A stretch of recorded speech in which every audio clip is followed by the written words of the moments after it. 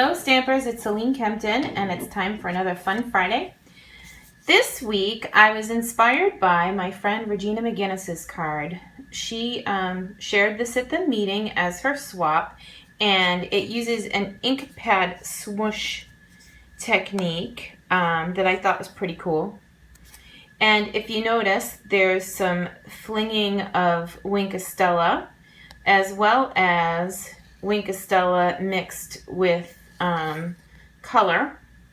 Anyway, I went over to my friend Barbara's house, and she and I and her granddaughter and my daughter Alexis came up with some cards. This was my take on Gina's technique, and this was while the paper was still wet. I hit Winkostella and actually lifted some of the color out of the watercolor, and I stamped and watercolored over the fish to kind of make them pop. And of course he's got rhinestone bubbles. And then this one was my daughter's, and it's really cool. And then I made another one that I didn't do anything with, but today I just wanted to show you that technique. So rather than do another fishy card, I am kind of in the mood for birthday colors. So these are the 3 colors of ink that I'm going to use on my birthday card. And to get started, I'm going to put down a stamping mat. I'm going to put down a lot of paper towels because when I was at Barbara's house, I really needed them. I have a bottle of water here and a Stampin spritzer, and I'm just going to fill it with water. You need a good amount of water, so anything that you can use to spritz water will work. You want to get the paper good and wet, but I'm just going to fill this. Yo, it's like I've done that before. I didn't even spill any. Ah! Jinxed myself. That's funny. Okay, so this is really fun. So I'm going to find the little spritzer, put my paper down, and get it really wet.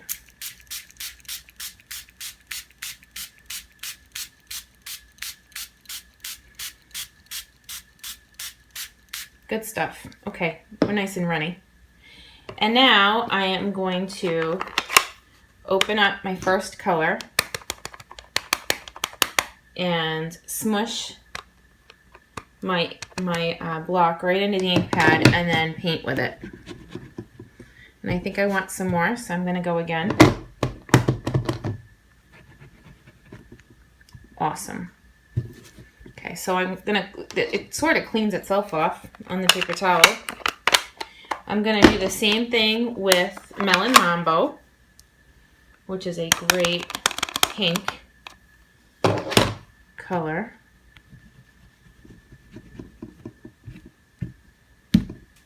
Kind of like the mix right there. You see the orange coming out? It's kind of cool. Oh, I don't want it to look blocky. Okay, and then I'm going to turn this over and do the same thing with Bermuda Bay.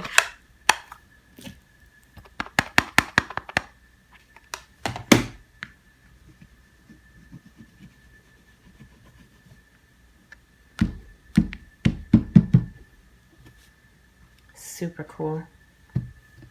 Okay. I'm going to use my block again and pick up a little bit of Bermuda Bay. Like that. Oh, look, there's a pear. That's funny. And I'm going to, oh, there may not be enough. Apparently, Winkostella is one of my favorite tools because both the brushes that I have open are dried out. So this one is clear. I'm just going to open the container. This is how to use Winkostella, by the way. You just unscrew this and pull the pin out. And then after you put it together, there's like a little pin in there. And once the 2 sides connect, then the paint will start to go down into the brush. At this point, don't unscrew again, just pull and push to put it back on. And then you have to prime the brush, and that's where you'll see the paint come down into your brush. Now at this point I would normally tell you to stop, but for this I want it kind of mushy and I want to fling some paint.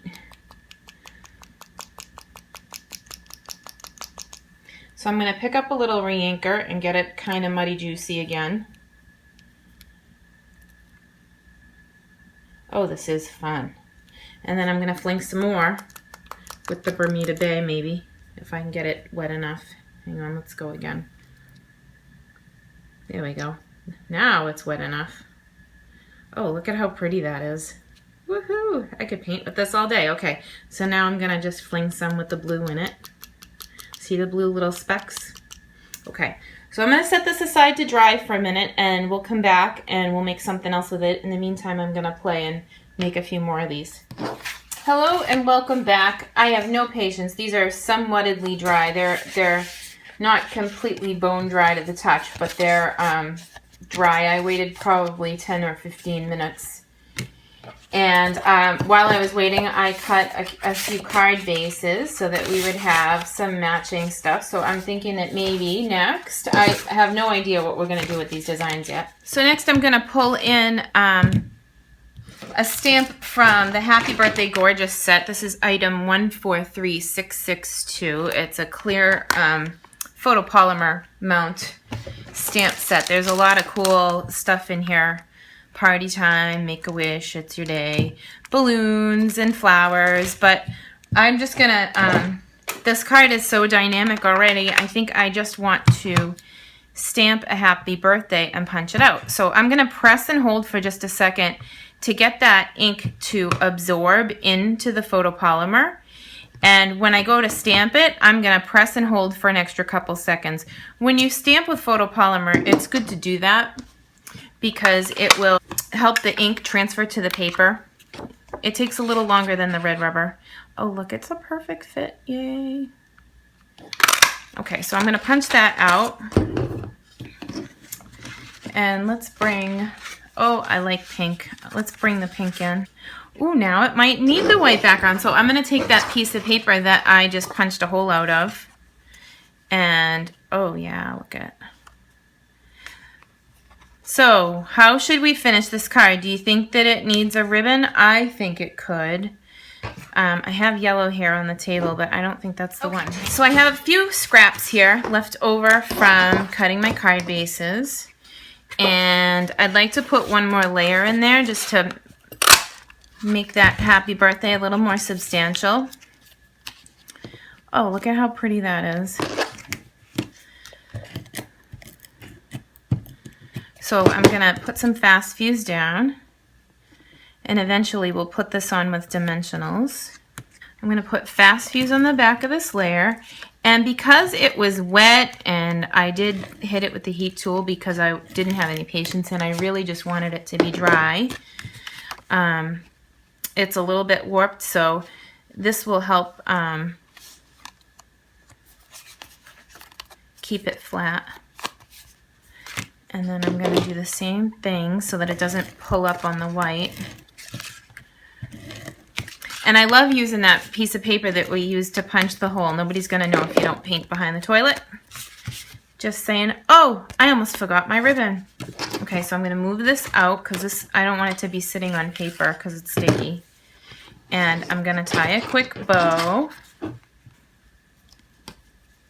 Kind of strange with it already being sticky, but that's okay.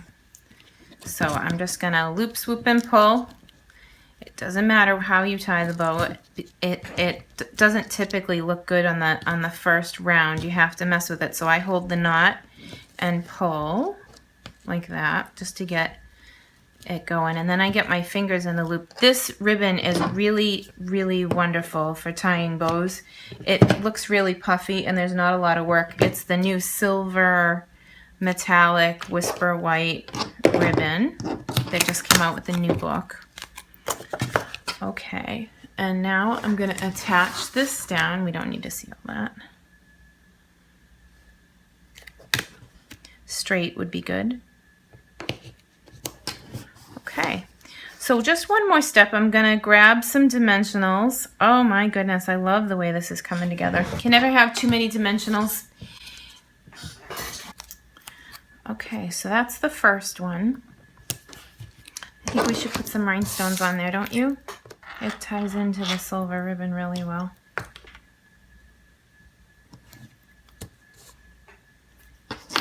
I love how whimsical and fun that this is. Okay, so that is this this week's Fun Friday post. I hope that you love the cards. I think this one's my favorite. And I will see you next Friday.